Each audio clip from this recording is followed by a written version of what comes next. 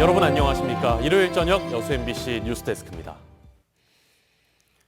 순천에서 오늘 코로나19 신규 확진자 1명이 발생했습니다. 순천시는 지난주 경기도 병원을 다녀온 순천 거주자 1명이 코로나19 양성 판정을 받았으며 추가 동선에 대한 역학조사에 나섰다고 밝혔습니다. 순천에서는 지난 1일부터 지금까지 33명의 코로나19 확진자가 발생했습니다. 비수도권의 사회적 거리두기 2단계 조치가 2주 연장됐습니다.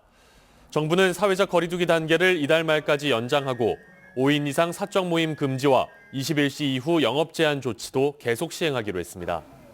다만 카페는 새벽 5시부터 밤 9시까지 매장 내 영업이 가능하고 미사와 법회 등의 대면 종교 활동은 좌석수의 20%를 초과하지 않는 범위에서 허용됩니다. 현행 사회적 거리두기 단계가 정부 방침에 맞춰 2주 더 연장되면서 자영업자들의 희비가 엇갈리고 있습니다. 카페 등 일부 시설의 지침은 완화돼 기대감이 나오고 있는 반면 음식점과 유흥업소 업주들의 속은 타들어가고 있습니다. 송정근 기자입니다. 광주 상무지구의 한 카페. 그동안 사회적 거리두기 2단계 지속으로 매장 안에서 커피 마시는 게 금지돼 매출이 평상시의 10분의 1 수준으로 줄었습니다. 그나마 샐러드나 스프 등 음식물은 매장 내에서 먹을 수 있어서 매출에 조금이나마 도움이 됐지만 매장 운영 자체가 힘든 상황. 거리두기 지침이 완화됨에 따라 다시 정상 영업을 할 수 있을 거라는 기대감에 마지막 고통을 참습니다. 테이크아웃 손님이나 그런 손님들이 있긴 했는데 훨씬 정말 적은 손님들이 오셨었거든요. 완화가 되면서 조금 더 괜찮아질 거라고 기대를 하고 있어요. 광주에서 음식점을 운영하는 사장은 또 한 번의 거리두기 연장이 야속하기만 합니다. 이번에도 밤 9시까지만 영업을 할 수 있게 해 저녁 장사를 또 포기해야 합니다. 우리도 많이 협조를 해야 되겠지만 너무 타격이 심하니까 그래도 시간이라도 조금 늘려줬으면 좀 그런 바람이 있죠. 저녁 시간. 유흥업소 업주들은 2주간 영업금지 연장 결정에 반발하며 집단 행동을 예고했습니다. 과태료 등 처벌을 감수하고서라도 영업을 재개하겠다고 밝혔고 광주시청 로비에서 항의 천막 농성도 계획하고 있습니다. 광주시는 신규 확진자가 계속 발생하고 있는 만큼 영업주와 시민들의 적극적인 협조를 부탁했습니다. 지역사회 감염들이 계속해서 끊이지 않고 있기 때문에 집합금지 유지 시설 기간을 2주간 연장하는 거에 대해서 좀 시민 여러분들께서 또 영업주 분들께서도 같이 협조해 주시기를. 한편 광주에서 코로나19 신규 감염자가 9명 발생해 누적 확진자가 1,442명까지 늘어났습니다. 특히 광주 1,426번째 확진자와 같은 회사에서 근무하는 직원 2명이 신규 확진 판정을 받는 등 새로운 감염 연결고리가 나타났습니다. 전남에서도 영광 친척집을 찾은 경기도 거주자 1명이 신규 확진 판정을 받아 코로나19 확진자가 660명으로 증가했습니다. MBC 뉴스 송정근입니다. 순천시가 전 시민을 대상으로 재난지원금을 지급하기로 한 가운데 여수시도 재난지원금 지급을 고려하고 있습니다. 여수시는 어제 긴급 간부회의를 열어 전 시민을 대상으로 1인당 25만 원의 재난지원금을 지급하는 방안 등을 논의했으며 내일 권오봉 시장이 브리핑을 통해 구체적인 내용을 발표할 예정이라고 밝혔습니다. 여수시는 재난지원금 지급과 관련해 내일 오전 시의회와 협의를 진행할 예정입니다. 김영록 전남지사가 방역 수칙을 지키지 않은 종교시설에 대해 엄중하게 대응하겠다고 밝혔습니다. 김 지사는 도민 호소문을 통해 최근 영암과 강진의 종교시설을 중심으로 21명의 확진자가 발생해 상황이 매우 위중하다며 방역 수칙을 위반할 경우 법적 책임을 강하게 묻겠다고 밝혔습니다.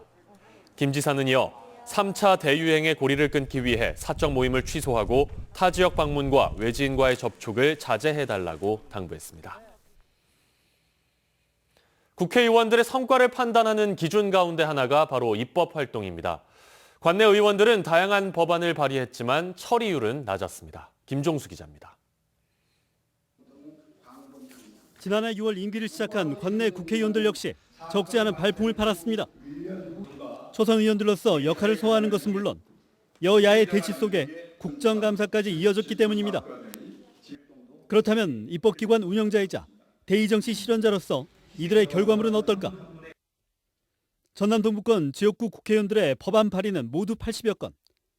이에 반해 가결과 폐기, 철회 등 처리 실적은 11건이었고 특히 처리된 법안 대부분이 기존 법안들을 일부 수정한 개정안들이었습니다.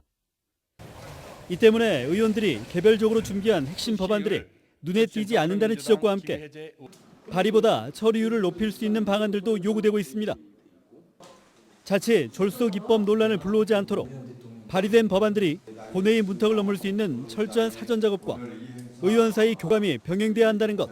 시민들에게 중요한 법안인가 숫자보다는 중요도에 대한 평가 또는 긴급 사안에 대한 평가 이런 부분들이 좀 중요하지 않을까. 또 의원들이 각자 발의한 1호 법안들에 대해 적극적인 후속 조치도 필요해 보입니다. 국회 입성 뒤 각 지역구 현안에 맞춰 신중한 논의 끝에 발의된 법안들이지만 여전히 해당 상임위원회에서 계류돼 있다 보니 의원들의 우선적인 관심이 뒤따라야 한다는 겁니다. 이에 따라 자신들이 내세운 대표 법안인데도 계류 상황이 장기화할 경우 공약 실천 의지가 희석될 수 있다는 우려도 나오고 있습니다. 1호 법안은 지역 주민과의 약속이자 입법 활동의 가늠자입니다. 1호 법안의 취지와 필요성, 기도의 효과 등을 적극적으로 설명해서 본회의 통과가 되도록 노력해 주시기 바랍니다. 입법의 홍수 시대란 말처럼 지난해 국회에서 발의된 법안만 6천여 건.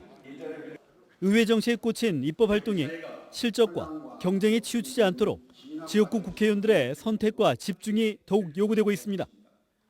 MBC 뉴스 김종수입니다. 음주 충돌 사고를 낸 LPG 운반선 선장이 해경에 검거됐습니다.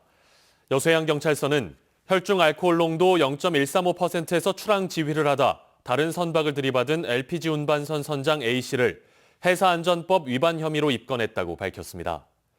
해경은 A씨가 사고 당일 새벽까지 술을 마신 뒤 출항 지휘를 했으며 다행히 인명피해나 해양오염은 발생하지 않았다고 설명했습니다. 여수에서 국제멸종위기종인 상괭이 사체가 발견됐습니다. 해양환경인명구조단 여수구조대는 오늘 오전 11시 반쯤 여수시 돌산읍 작금마을 선착장에서 길이 1.6m, 무게 50kg의 상괭이 사체를 발견해 해경에 신고했다고 밝혔습니다. 해당 상괭이 사체는 부패가 심하게 진행된 상태로 발견됐으며 불법 포획의 흔적은 없는 것으로 알려졌습니다. 광양항의 해양 관련 산업을 집중 육성하기 위한 클러스터가 조성됐습니다. 전라남도는 광양항 중마 일반부두와 컨테이너 1단계 4번 선석에 연구센터와 전시관, 실험실 등을 갖춘 해양산업 클러스터가 준공됐다고 밝혔습니다. 전남도는 항만 물류 분야의 활발한 연구 개발을 통해 새로운 부가가치가 창출될 것으로 기대한다며 입주자를 모집할 예정이라고 설명했습니다. 고흥군이 신규 사업 발굴에 나섰습니다. 고흥군은 2022년도 국고지원건이 신규 사업 발굴 보고회를 개최하고 모두 80건 2조 4,900억여 원 규모의 신규 사업을 정하고 내년에 우선 690억여 원을 요구하기로 했습니다. 국고건이 주요 신규 사업은 영남 포두간 국도 77호선 시설 개선, 고흥 군립 추모공원 조성 등으로 지역의 현안과 수건 사업들이 포함됐습니다. 한편 고흥군은 2021년 국고건이 정부 예산을 전년 대비 6.3% 증가한 1,720억여 원을 확보했습니다. 광양시가 관내 축산농가들의 소득 보장을 위해 지원 사업을 실시합니다. 광양시는 올해에도 친환경 축산과 생산시설 확충 등 13개 분야에서 보조금을 지급하는 한편 종사자가 늘고 있는 양봉산업의 경쟁력 강화를 위해서도 지원 사업을 추진합니다.